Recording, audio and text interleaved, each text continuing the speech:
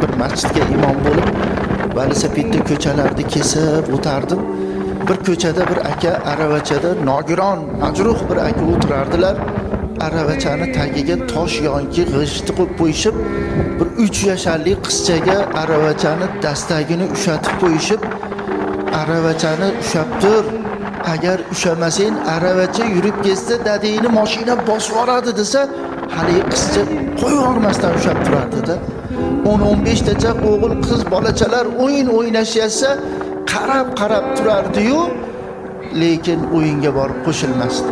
Har safar o'tayotib aka bilan so'rashib, bir shirinlik qizchaga berib boshini silab o'tardim.